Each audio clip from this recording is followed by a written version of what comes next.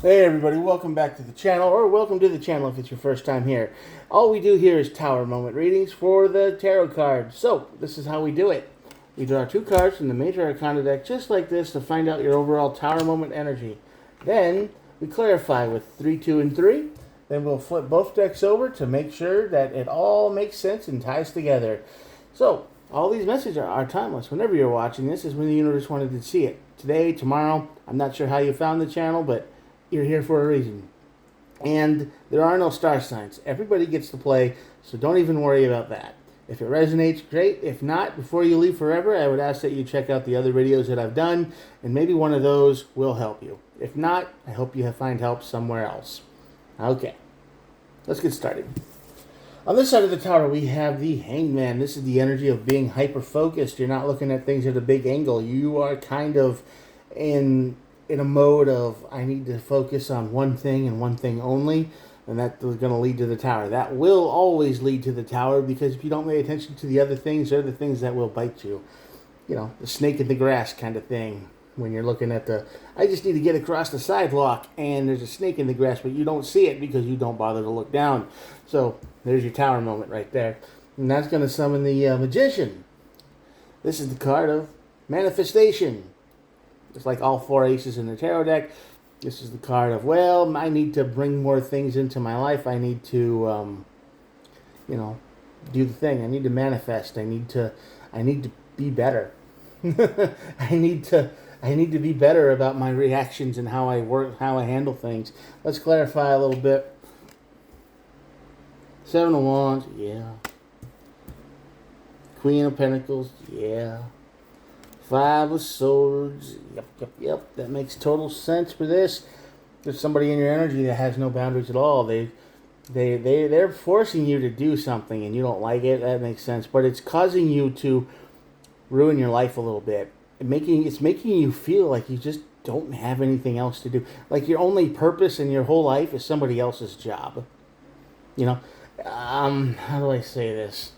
Let's say, drawn from my own experience a little bit, let's say they ask you to build a world for them for some kind of a game, and you do, and that's your focus for months and months and months. You just ignore everything else. So it's kind of like that energy, but it's even worse because you're not eating, you're not taking care of yourself.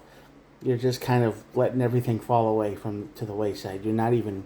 I mean, they've got you convinced that this is going to be your way to your ticket. This is going to be how you make money. This is how you're gonna. This is going to be the next big thing, and they've got you pretty well convinced that this is going to work. So you've got all your energy focused on that. Tower moment. 4 Wands. Page of Pentacles. Tower comes in and says, nope. This is something that they made sound better than it is. They convinced you that this was going to work. They have a skill for this. This is kind of their charisma. They can have the enthusiasm to make anything work. And when the tower hits, it's going to take away all of your enthusiasm, and all of the things that they said is going to disappear just like that. Tower moment is going to make you see the light. You're going to understand that, no, this was never real. And whatever lies they told you to get you to do this or to believe that it was going to work, yeah, you're going to find out they're just lies. So, yeah, manifestation, 3 of Swords, yeah, you're definitely going to feel betrayed. Like this person hurt you pretty bad. Page of Cups and the King of Pentacles on this side. You're going to look for new things to do. You're going to understand that you wasted a lot of your time and energy on nothing. They just used you and abused you. They're using you like a, they know this is kind of what you like to do. So they're using your passion against you so they can make money. I mean, you're probably going to find out that this person intends to take all your work and claim that they did it. And they just, it's going to be something on that level where they're going to find a way to cut you out, and you find this out the hard way, probably about the time you're about done with whatever they had you doing. So you're going to put that energy and work into something new, and you're going to start taking care of yourself a whole lot better. So you're never going to do this again. But this is someone who's your friend, who's doing this to you. This is someone you trust. This is someone who you believe in. This is someone who you've known for a while, and you just want it to work because you think, well, they'll take me with them. They know what they're doing, and we're friends, so I'll help them out, and eventually they'll help me out. You're thinking that this is going to pay off, and it won't. There's no payoff here. It's the the Ace of Pentacles on the top of the deck. That's the card of saying that's no, none of this is going to work. You think it's going to work because it feels right and it feels like a good idea, but in reality, no. At the bottom of the deck, we have the Star card and the Devil. Totally makes sense. The Star card here is the card of healing, hope, and dreams. It's just the card of, yeah, this is it. This is going to be our ticket. This is going to work. Finally, all these talents that I have or don't have, or things that I'm good at, and I can finally put it to good use. It's finally going to make us money. And that leads right to the Devil.